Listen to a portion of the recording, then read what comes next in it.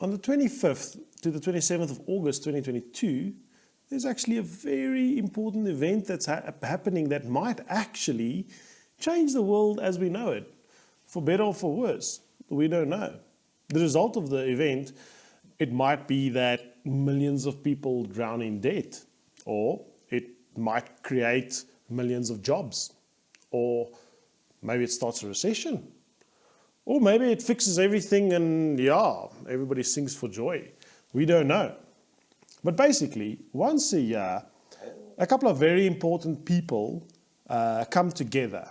And these people include people like central bankers, financial academics, people from very big financial organizations, people from the government, people from the Reserve Bank, and they meet up at a place called Jackson Hole.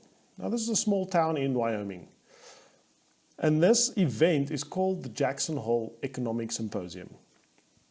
Now, the Federal Reserve of Kansas, they actually set up this event. So it is a government event in essence.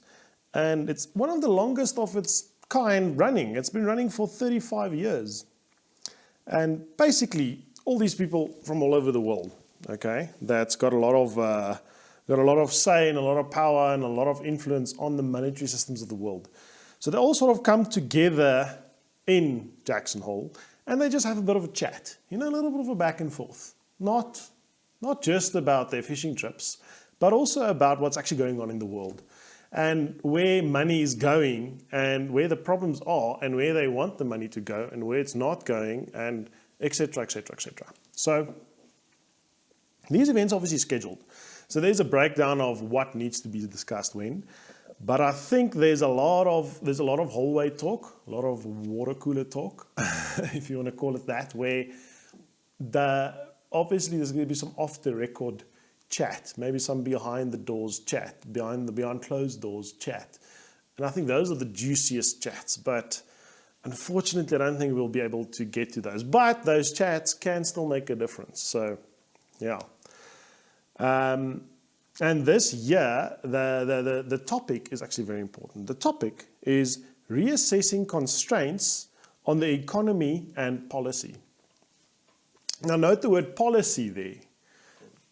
Obviously, we all, retail investors as well as professional investors, we're all basically hanging on our seats waiting for the Fed to make a decision on how they're going to, what their next monetary policy move is going to be. On the September 21st or 22nd, it's one of those two dates. And so they're going to make this policy decision, and this whole event has got the word policy in it. So it does give us a bit of an indication that, and this is literally a month, or almost a month, like a little bit less than a month before they're actually making this decision. So at the moment, everybody's very nervous. A lot of the professional traders are actually, they're running to safe havens. Sort of the people at the moment actually moving markets are the retail traders. It's the average Joe like you and me. We're still the ones sort of running the market. The suits or the professional traders, they've run for the hills. So yeah, the whole world is sort of on a bit of a knife's edge now. Everyone's nervous. And in the real world, the actual economies of the world, things are very fragile. A lot of countries they've taken severe hits economically since COVID. And so that's basically the reason why this symposium is so important, is because this might actually influence the Fed about what their next policy move is going to be. Are they going to, and basically how they're going to attack inflation, and are they going to do it in a way that pushes us deeper into a recession, or is it going to bring us out of a recession and we're going to have a massive bull run that we'll tell our kids about?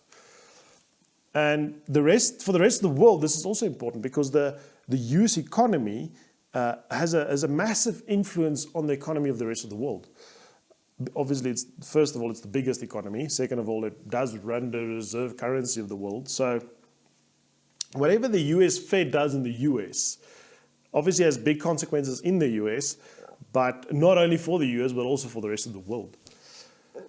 That's basically why this year is important. And the ramifications of this year is going to the symposium of this year can influence us for the next year or two. One thing it will do is it will cause a lot of volatility. I'm pretty sure of that. This is a lot of guessing here. So maybe what can be a good idea is to put some money in the VIX, maybe by the 25th, maybe the 24th, maybe the 23rd. Just put some money in the VIX, or maybe we just wait for a quiet period just before the event, put some money in the VIX. Pretty sure after the event there's going to be a lot of news and information that's going to flow in all sorts of different channels, and a lot of the, especially the sort of the professional investors, they are going to have a lot of info before we do, and they're going to move a lot of stuff around.